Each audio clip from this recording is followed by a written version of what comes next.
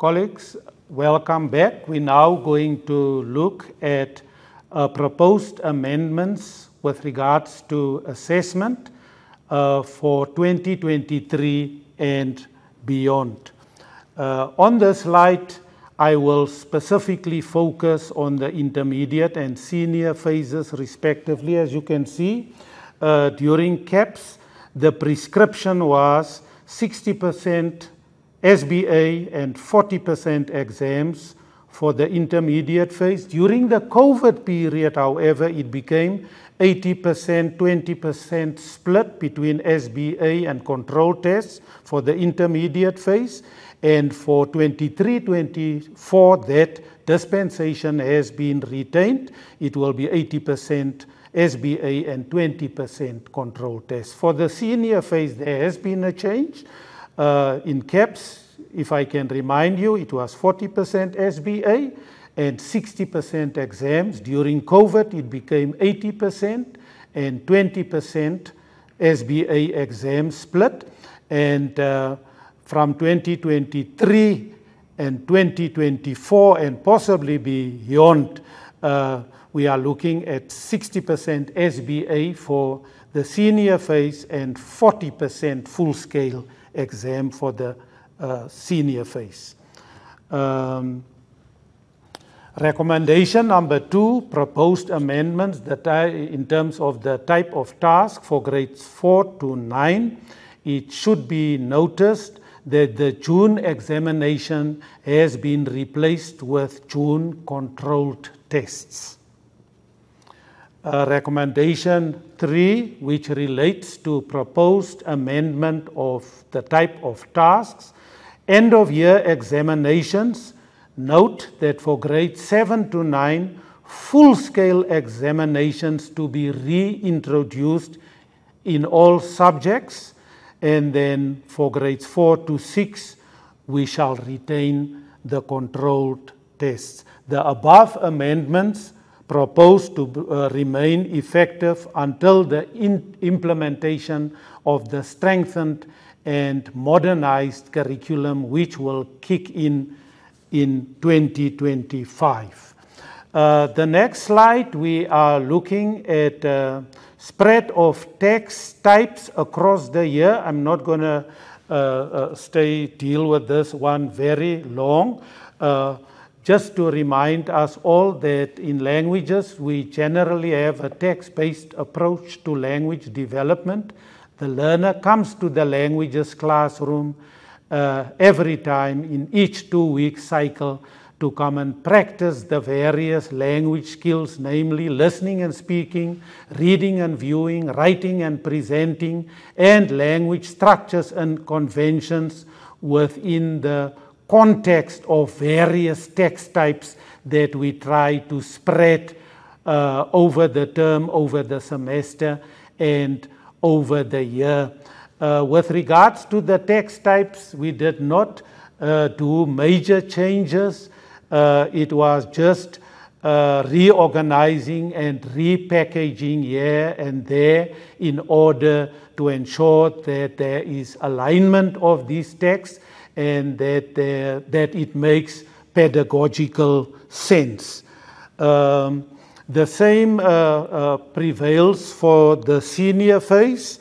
Let us deal with learning and teaching support materials, also referred to as LTSM, that is needed in the languages classroom for grades 4 to 9 in order to deliver the curriculum. In short, as you know, this is captured in the CAPS document. There's nothing new here.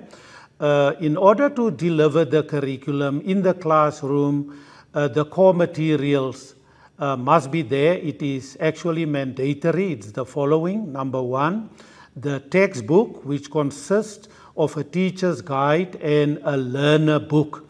The second one is the reader, which contains poetry, short stories, folklore, as well as drama.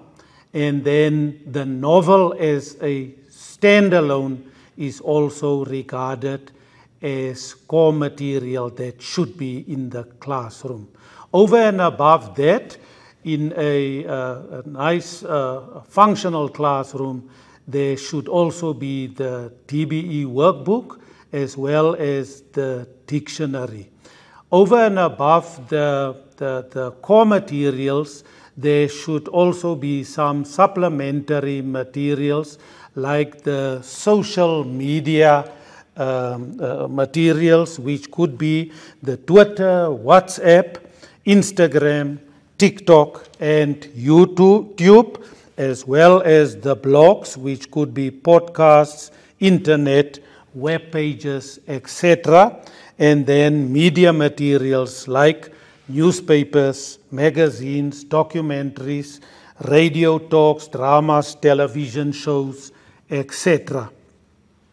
In conclusion, colleagues, please note that this recovery annual teaching plans that are now in the system for 2023-2024, this was merely a light review process.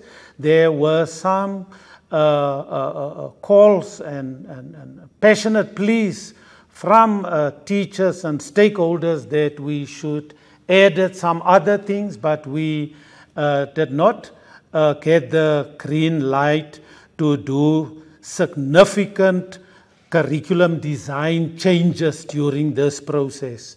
The idea was just to address some of the weaknesses in the current revised ATPs, current actually 2021 to 2022 ATPs. These ATPs, as we said previously, shall remain in the system for 2023 up to 2024, after which the strengthened and modernized ATPs shall kick in if everything goes according to plan from 2025 and beyond. With that, this presentation is then brought to a conclusion. All that remains from me is to share with you the contact details. My contact details are Clarence Blighnout and my colleague Mboni Nematangari.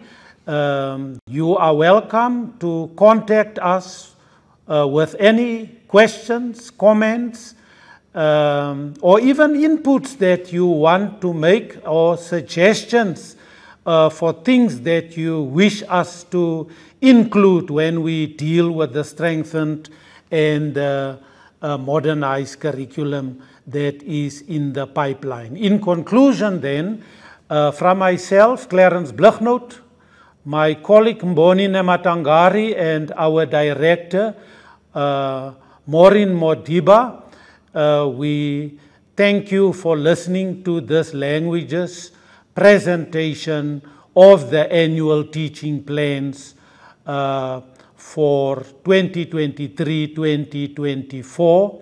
We thank you and goodbye.